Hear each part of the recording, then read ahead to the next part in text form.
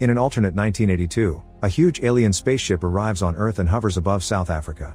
For 3 months there's no activity from the ship, so the authorities finally decide to cut their way inside, only to discover a group of aliens in a malnourished condition because they ran out of supplies a long time ago.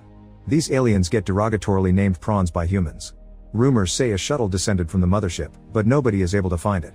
After receiving lots of international pressure, the South African government moves 1.8 million prawns to a refugee camp known as District 9. Scholars believe these prawns are the workers of their species, and therefore they need higher leaders to command them and rarely take initiative. Although it's surrounded by soldiers and fences, the first few months in the district are peaceful, and it's discovered aliens love cat food. But as time passes, humans begin rioting because the government is using too many resources on aliens instead of taking care of their people, and District 9 becomes a slum, further gaining people's xenophobia. The fact the aliens see certain violent activities, like setting fire to vehicles, as mere entertainment doesn't help their case at all. Eventually the area becomes overcrowded and a prime land for all kinds of crime. Warlord Obasanjo opens a massive black market in District 9, which includes lady workers and arms trafficking. The aliens' technology is quite advanced, however human hands aren't capable of handling their weapons. 28 years later, the tension between aliens and locals make the government relent to public pressure, and they decide to move the camp away from the city to a remote location. To do so they hire a weapons manufacturer called MNU, Multinational United, whose executive Mr. Smith appoints his employee and son-in-law Wikus to lead the relocation. A group of mercenaries will also come along for the sake of Wikus' safety and to push along any aliens that resists. Wikus' assistant and a cameraman also come along to record it all. While they get ready, Wikus isn't happy to see how many weapons the mercenaries have brought, but Colonel Venter insults him and tells him to deal with it. A whole convoy of vehicles carry the team to the district to be able to cross through. He protests, and when a few prawns try to attack them, the mercenaries defend themselves with killing shots. Wikus goes from door to door asking the prawns to sign the forms that informs them of the eviction, sometimes using cat food as bargain. While some aliens accept to cooperate, others don't want to be taken from their homes and try to fight, which causes the mercenaries to take them out by force despite Wikus' protests. In one of the houses they find prawn eggs filling the room from wall to wall, and after showing them to the camera, Wikus orders a mercenary to burn them. The shacks also contain lots of hidden alien technology that the mercenaries confiscate for the MNU to continue testing even if they haven't figured it out yet. Meanwhile, Christopher, his son CJ, and his friend Paul are seeking a special alien fluid from destroyed prawn technology that piles up with the trash. CJ finally finds a piece after 2 decades, and the group excitedly takes it to their home, where they take the fluid to a hidden room filled with advanced tech. The fluid is synthesized and put inside a silver cylinder to carry on their plan, but at that moment, Wikus and his team knock on the door. Christopher and CJ rush to their own house, and after hiding the cylinder, Paul goes out to deal with the humans. However, since Paul doesn't want to cooperate, the mercenaries quickly push him to the ground and hold him at gunpoint. Wikus enters the house to investigate and finds lots of weapons plus the cylinder, which he accidentally activates and causes it to spray his face. After confiscating the cylinder, Wikus tries to ask Paul some questions, but Paul responds by hurling the mercenary into his house and pushing Wikus onto a barrel of fire. Venter arrives with more men and immediately kill Paul while Wikus discovers he's burned his arm.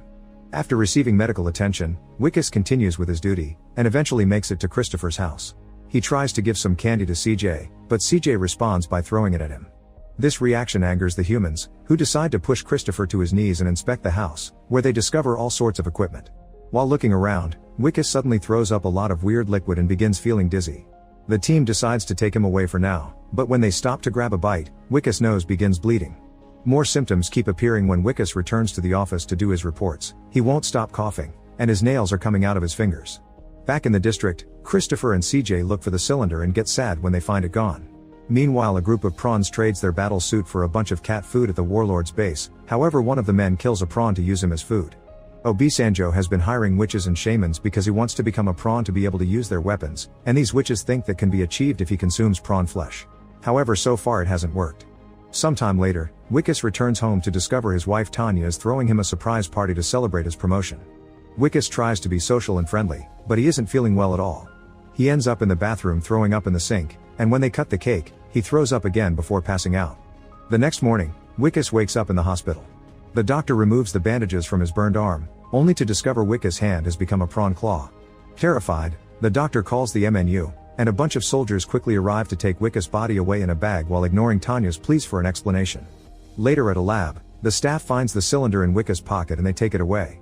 From then on, the MNU puts Wikus through a series of brutal experiments, including trying out alien technology. To Wikus' surprise, his new hand has enough prawn DNA to use the alien weapons. Wikus suffers as they make him shoot various targets, and at the end, he also has to shoot a prawn to death, which mentally destroys him. Once the tests are over, the scientists and the executives, including Smith himself, agree to kill Wickus in order to harvest his organs and blood before he finishes transforming into a prawn. With DNA composed of the perfect prawn and human balance, they could create great soldiers capable of using the alien weapons. When he hears this, Wickus freaks out and attacks everyone around him, using a scalpel to get a hostage so he's able to escape the lab before he's shot. The mercenaries are ordered to go after him, and Smith meets with Tanya to give her a twisted version of what's going on.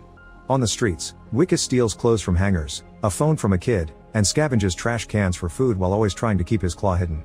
He tries to call his friends and family to ask for help, but everyone ignores him, and soon he learns why. When he enters a store, he sees a new broadcast announcing he's wanted fugitive that developed a transmissible disease from doing the dirty with the prawns. Everyone in the shop runs away from him, and Wickus accepts he has no choice but to go to District 9. Here he scavenges as well and even manages to obtain a can of cat food, which he eats eagerly until he realizes he's losing his teeth as well. At that moment, Wickus receives a call from Tanya, who informs him she doesn't want anything to do with him anymore because he disgusts her. Tanya ends the call without hearing his explanation, and Wickus is so desperate to get her back that he gets an axe to try to get rid of the claw. However, he's so nervous that he only gets one finger, and the pain is too much to continue. Suddenly, mercenaries' helicopters begin looking for him in the area. Wickus rushes to hide inside a house and bumps into Christopher, discovering his secret room right before passing out from blood loss from his wound. When he wakes up later, he finds himself inside the rumored shuttle hidden under Christopher's house.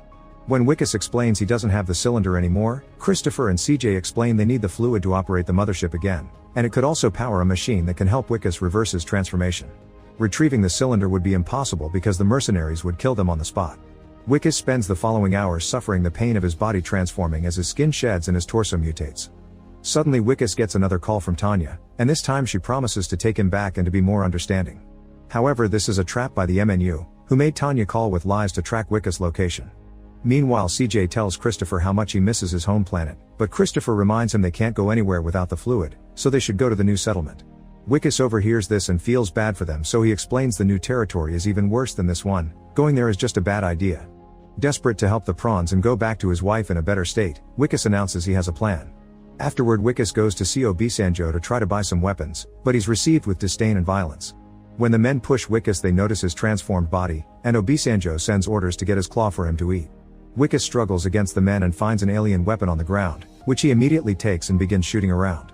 Its power is incredible and quickly kills a bunch of men, allowing him to grab a bag of weapons and escape.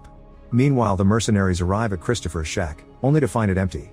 It turns out Christopher and Wickus are sneaking into the MNU base by blowing up the entrance, and as soon as they arrive at the lab, they shoot a few men before finding the cylinder. However, Christopher also finds many prawns that have been killed in experiments, including Paul. The shock doesn't let him move, and this gives the mercenaries time to catch up with them and open fire. Wickus fires back and kills lots of mercenaries while he reminds Christopher of CJ's future, which helps the prawn snap out of it. Then Christopher uses scraps found around the lab to make a bomb, which is used to create an opening on the wall. Wickus and Christopher rush outside and steal a MNU car to return to District 9 while Venter and his men follow him. Once they make it to the house, CJ begins putting the fluid in the shuttle, and Christopher uses that moment to confess he'll come back in 3 years to cure Wickus because the current fluid isn't enough to both power the shuttle and the healing machine. Furious, Wickus knocks out Christopher and descends into the shuttle, where CJ is putting the fluid into the shuttle and makes the shuttle work again. A desperate Wickus tries to operate the shuttle while Venter arrives and threatens to kill Christopher. Suddenly the ground starts to shake and Venter and Christopher run out of the house right before the shuttle raises from the ground not very smoothly. Venter orders his men to open fire, and a missile immediately destroys one of the shuttle's engines, so Christopher has to watch how his last hope crashes to the ground. Afterward, Venter's men capture Christopher and Wickus to take them away in their car. However, the vehicle is suddenly ambushed by Obasanjo's gang, causing their cars to crash against Venter's. Then the gang opens fire and fiercely fight against the mercenaries until they grab Wickus, taking him away while leaving Christopher behind. Meanwhile, CJ deals with the shuttle panel and manages to activate the mothership again. At the gang's base, Wickus is taken to the witches to try to perform the ritual using his claw. However, when CJ activates the mothership, this also activates all other alien tech, including the battle suit hidden in the gang's base. The suit scans the area and detects Wickus as a prawn ally but the gang members as human enemies, so it opens fire to kill Obasanjo and his entire gang. Back to the mercenaries, a few of them interrogate Christopher about the revived mothership while the rest of the group goes after Wickus. Finding himself surrounded, Wickus has no choice but to put on the suit and meet them face to face. When he notices the mercenaries captured Christopher, he offers to trade the alien for exchange of his freedom. However, he quickly changes his mind when he hears Venter order his men to kill Christopher. Furious, Wickus begin killing mercenaries with no mercy in order to save Christopher.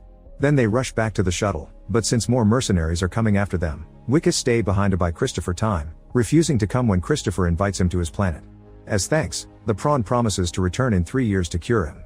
Wickus keeps on killing mercenaries all over the place, spilling blood everywhere, flipping a car when it comes after him, and even shooting a few missiles. When he's about to shoot Venter 2, a car hits him from behind and he falls with the suit malfunctioning. At that moment Christopher contacts the mothership through the shuttle control panel, and makes the mothership extract the shuttle so he and CJ can escape. The mothership emits a tractor beam and picks up the shuttle. Venter sees this and orders for another missile to be fired.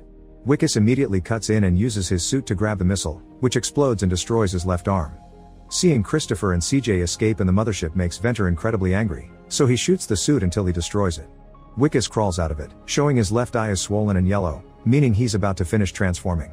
Venter points his gun at him ready to kill, but suddenly a bunch of prawns show up and kill him first to save Wickus, who is now seen as a prawn too. Sometime later, humans celebrate that the mothership has left Earth. Wickus' assistant exposes the MNU's illegal research, and the government safely transfers all the 2.5 million prawns to the new District 10 before demolishing 9. Wickus' story become infamous, but most people stop thinking about him after a while, thinking he's dead. However, Tanya is sure Wickus is fine because she's found a handcrafted metal flower at her door, and Wickus has always liked crafts. Back in the landfill, it's revealed Wickus is alive and fully a prawn now, and he makes more metal flowers with trash.